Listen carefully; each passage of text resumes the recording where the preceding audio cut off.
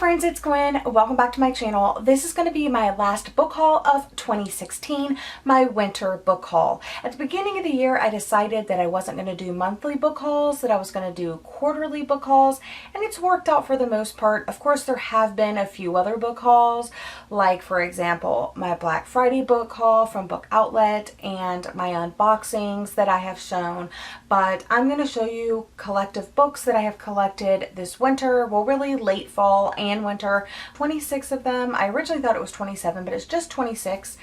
Still a lot, but I broke it down last night when I was getting ready for this, and I only purchased 6 of these myself. So talk about a score. I will give you as much information about each book as I possibly can. The first book that I want to talk to you about is Reality Boy by A.S. King. This tells the story of Gerald, who at 5 years old, his mother allows a reality TV film crew to come to his home, and for 12 years he deals with that. So 12 years later, he's dealing with the angst of his childhood, and he's having violent outbursts. He has no friends. So this is really the story of him overcoming that child star period of his life. The next book that I'm showing you, I was lucky enough to win in a Goodreads giveaway, Caraval by Stephanie Garber, and Caraval is a once a year performance, and it's like legendary. Scarlett and her sister Tella have always wanted to go to the show, and Scarlett is going to be married off, but before that happens, Tella whisks her away to this show. While they're at the show, Tella gets kidnapped, and of course Scarlett thinks it's all part of this elaborate performance, when really it's probably something a little bit more sinister. Next book that I received is from Atria Books, and that is I Found You by Lisa Jewell, and I've never read anything by this author before, but April 25th of 2017. And after reading the synopsis of this book, I cannot wait to read it, and I will probably be reading it very soon. I posted about it on my Twitter last night because I wanted everybody to know about it. So if you're not following me on Twitter, now's the time to do so. At Lavender Mud. Shameless self promo. But I Found You is kind of like this twisted tale. There's several different stories happening at once, and I'm sure they all come together. The first is that there is a single mom named Alice who is at this seaside beach house, and she goes outside and she finds this man with no name, no jacket, and no understanding of how he ended up there. So she invites him inside. And then on the other coin, we have Lily, a 21-year-old living in suburban London who just got married 3 weeks ago, and one night her husband doesn't come home from work, so she's a little worried. She goes to the police, and the police tell her that her husband doesn't exist. So those two stories, battling stories, sound so crazy, but then you have the story of Gray and Christy 23 years earlier, their brother and sister, and they go with their family to the beach and on summer holiday, and Christy starts getting attention from this young man, and her brother Gray doesn't really like it, but it's not really him being protective. It's just there's something about the guy that's off. And so this tells the story of like 2 decades of secrets, a missing husband, and a man with no memory. Does that not sound good, or what? So good. Next book that I have here for you is Twilight at Blueberry Barrens by Colleen Gobble. I've never heard of this author before, but the cover is absolutely stunning, and I received this from the Fiction Guild, so thank you so much. But this is about Kate, who is devoted to taking care of her family's blueberry barrens, which is like blueberry fields, but the barrens have stopped producing fruit, so she must find another way to make money. So she decides to rent out a cottage on the property, and Drake and his 2 nieces move in. So she finds herself attracted to Drake, but Drake and his nieces, she's thrown into a whirlwind attraction, but he seems to be drawing trouble. So someone's after Drake and his nieces, so there's really no time for her to concentrate on her romance with Drake because she's so worried about what's going on with that. Also, Kate's uncle just escaped from prison. He was in prison for murder, so he's escaped, so she's worrying about that. And then also there's a local, she has a local stalker, so she's worrying about that. So there's multiple threats coming from multiple directions, and it just sounds like it's gonna be a wild ride. Next book I was so happy to receive from Christy, my friend that I met during the Secret Sister project. I was her secret sister, and I sent to her, and we just became really good friends, and she got me a couple of Christmas books, and one of them is Everything by Nicola Yoon. I have already listened to this book on audiobook, and it wasn't one of my favorites, but I think because of the way that it is written, it would be better to read than to actually listen to, because I do love contemporary romance, so I was surprised that I didn't love it as much as everybody else did. But it is told kind of like, and it has like emails and it has pictures, and it's gonna be a fast read. Most of you know what this is about, but it's about Madeline, who is allergic to everything, and for that reason she's basically contained in her house, so the only people she ever has interaction with is her mother and her nurse.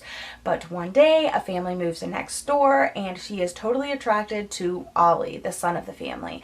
And if she can't go out and he can't come in, like, what happens, you know? But it's a really like cute contemporary for you to check out. The next two books that I'm going to show you were part of my November Owl Crate subscription box, and I do pay for the box myself. So I received these, you know, I did pay for them, but they were part of the subscription box. So I got Heartless by Marissa Meyer, and I got this adorable copy of Alice's Adventure in Wonderland by Lewis Carroll. I'll talk about this one first. We all know the story of Alice. It's a classic by now, but I wanted to tell you this is the artist of the cover and her company and stuff like that. I just think it's super colorful and fun, and it just totally fits the aesthetic of the book, and I'm really excited to have this because I don't actually have a copy of this book, and also it came with this adorable bookmark as well.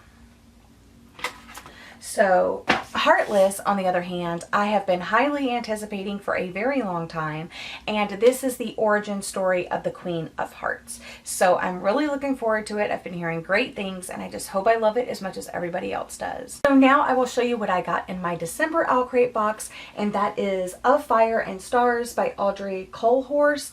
I don't know how to say her last name. So this is a new fantasy novel about a woman that has been promised to another kingdom. So there's a marriage to seal an alliance between the two kingdoms. She must learn the ways of her new homeland, and also she realizes that she has magic, so she's trying to hide her magic. So when she gets to the new homeland, she has to learn how to ride these war horses, and her teacher is kind of sassy. It's her sister-in-law, and there is an assassination attempt which leaves the kingdom reeling, and the main character and her sister-in-law go to look for the culprit. But while they're out looking for the culprit, the sister-in-law and the main character kind of grow feelings for each other, and LGBTQ representation in this book. Okay, now I will talk about a couple of books that I got in my uppercase box subscription. Again, I pay for that myself. So the first one that I received in November is The Sun Is Also a Star by Nicola Yoon, and I absolutely adore this cover. If you haven't seen my beautiful covers of 2016, I will link that for you because lots of good book covers there for you. But this tells the story of Natasha and her family. She is 12 hours from being deported back to Jamaica, but she meets a boy, she falls in love. So it's a story of immigration, strained family life, and racism, and it just sounds so good. And a lot of people have been putting this as like their top contemporary book ever. And in my December uppercase box subscription, I got Ever the Hunted by Erin Summerell. And this is a Clash of Kings novel. It's the first in a new series. It's about warring kingdoms, magic, an epic journey. The main character and her father are super close. They always go like hunting together and stuff, but then he is murdered, and she is left alone without a kingdom, with no land, and she's like outcasted and she has no rights. So she's basically trying to survive on her own. Next one I purchased myself at Books A Million for like a really good deal. It was only $6.97, but this tells the story of a young librarian who receives a book, a mysterious book, and inside it's inscripted with his grandmother's name. So someone sent him this book. So he's trying to find out, what is this book and what is its connection to my family? I also received from Christy for Christmas, and that is Nearly Gone, and I have been wanting to read this forever, so thank you so much, Christy. This tells the story of Nearly, who lives in a trailer park with her mother. Her mother is an exotic dancer, so she tries to like keep her life hidden from people at school because she doesn't want to be like bullied or targeted. But she has a couple of weird quirks. The first quirk is that she loves reading like the personal ads in the newspaper, and the second is that if she brushes against your skin, she can taste your emotions. So those are two weird things about Nearly. So this is like a murder mystery with math and science twist, and there is a killer in the town going on the like murdering spree, and because of Nearly's like gifts, we'll call it, she feels like she can piece the clues together to like catch the killer before he like gets her. So now's the time when I'm going to remind you that I also got some other books from my Black Friday book outlet haul, so go check that out if you haven't already. Also, I got the Once Upon a Book Club book subscription. I got that on Black Friday as well, but I already did a full unboxing of that, and I haven't read it yet, but I hope to soon because I heard it's really good. But those are also included. But during my Black Friday book outlet haul, I showed you that I got The Square Root of Summer, but I got it in the scratch and dent, and it just came without a dust jacket, but other than that, it's in great condition. So my friend Alex saw that I hauled it, and she had a copy that did have the dust jacket, so she sent it to me, and I just thank her so much for that. So thank you so much, Alex. But The Square Root of Summer is about an epic romance with twists. So there's time travel and quantum physics, but Gotti is gifted in math and science, and she is determined to escape the black hole of heartbreak and rewrite destiny. Sounds so good. My secret sister, I got The Memory Book by Laura Avery. This is also one of my favorite book covers of 2016. This is about Sammy that has a terminal and rare disease called Niemann-Pick type C, and it causes her to lose her memory. So she ends up starting a memory book, basically a journal where she writes down every single little thing so she doesn't forget it. Sounds so good. Also for my secret sister, I received The Joy of Less by Francine J, and this book is just your basic guide to decluttering, organizing, and simplifying using the streamline method. This book I was completely surprised by, so thank you to my secret sister, but I got Hold Still, Sally Mann, a memoir with photographs, and that's basically what it is. If you don't know, Sally Mann is a renowned photographer. She's won many awards. She lives here in Virginia. I have been obsessed with her for as long as I can remember, 16 years, 20 years, something like that. Anyways, this is her memoir with photographs, and it has a lot of photographs. As a photographer, she obviously, I would expect nothing less. But you know how usually in memoirs it has just like a little section with photographs? This is littered with photographs.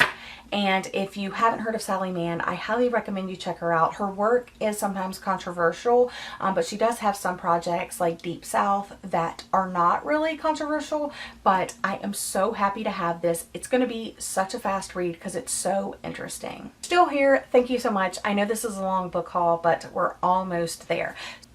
So next up, I got a copy of Pride and Prejudice by Jane Austen, and as you know, this is the historic romance about Elizabeth Bennet trying to find love and independence and honesty in high society during 19th century England. And I love this edition. It's so pretty. It has the French flaps, and so excited to have this beautiful edition to read. Also picked up Wuthering Heights by Emily Bronte. The same artist did the cover of this one, and it is again beautiful.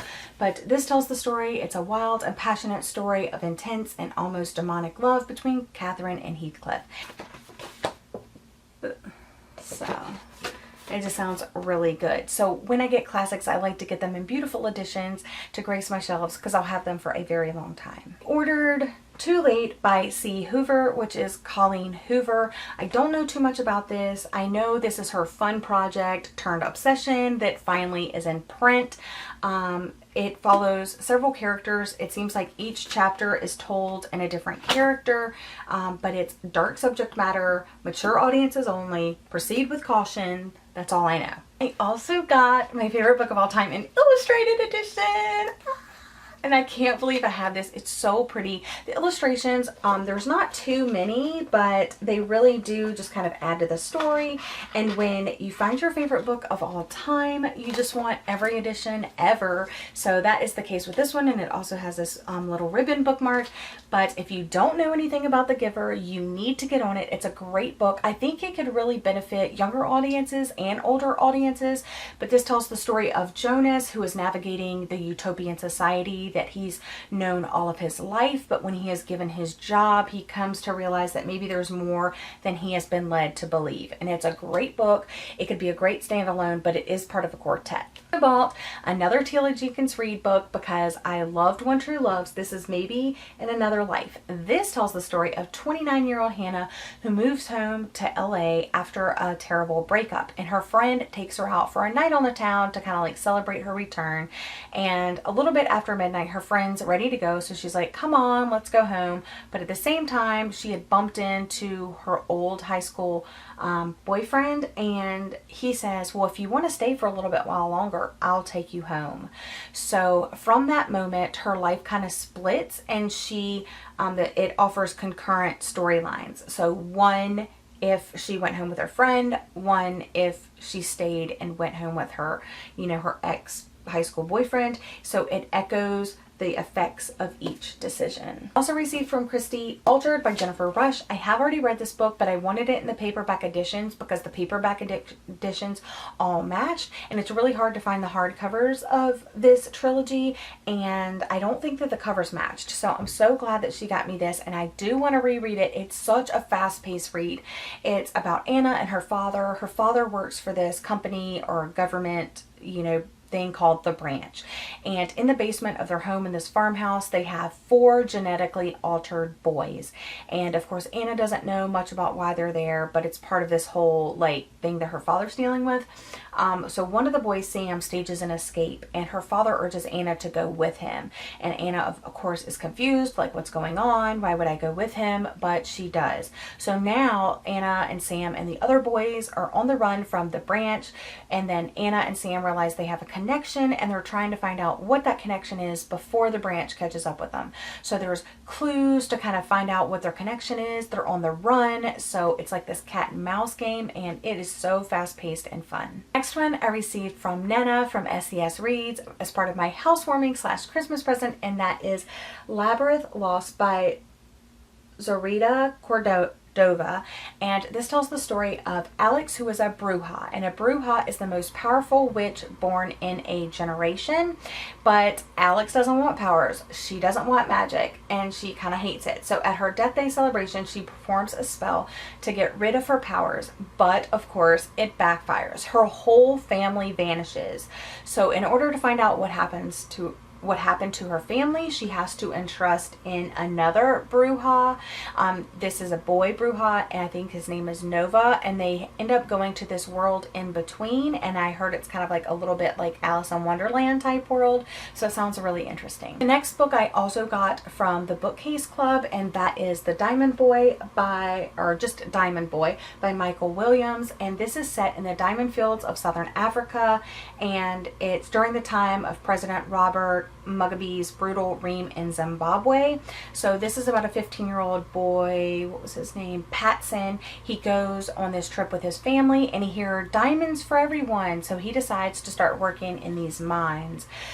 And unfortunately, he succumbs to greed, but he ends up finding his way out through a transformative journey. The next one that I received was also part of the Bookcase Club, and that is A Matter of Heart by Amy Feller Dominy. And it's like a library bound book, but this is a YA contemporary story about the sudden end of one girl's dream of becoming an Olympic swimmer. I think she's like at a state final and she faints, and they find out that she has this like heart condition or whatever, so she can't go to the Olympics and she feels like her life is over. So unfortunately she endures many struggles before she realizes that there's many parts of who we are. We're not just one thing. And the last book on this massive book haul is Maybe One Day, and this is by Melissa Cantor. Story about best friends Zoe and Olivia. So like I said, it's supposed to be beautiful, it's supposed to be heartbreaking, but they are best friends. They kind of have their lives planned out. They are ballerinas, but they get cut from their company, so they're kind of like devastated by that. And so Olivia has always been like the happy-go-lucky, look on the bright side, and Zoe has always been like the snarky, look on the dark side type of thing. But then Olivia is in the hospital and Zoe has to be there for her and tell her that like she's gonna make it through it. Things are gonna be okay. So it just sounds really good and I can't wait to read it. Those are all of the books that I received in late fall, early winter, and I don't know how I'm going to do my book hauls next year, but those are the rest of the books that I am going to show you in 2016. Also, this is my last video before Christmas, I believe. So if it is, Merry Christmas and have a Happy New Year. I hope you get every book that you have on your wish list. If you have other things on your wish list, I hope you get those too. I hope you're able to spend the holidays with the people that you love the most. And yeah, that's all I really have for you today. Merry Christmas and see you next time. Bye!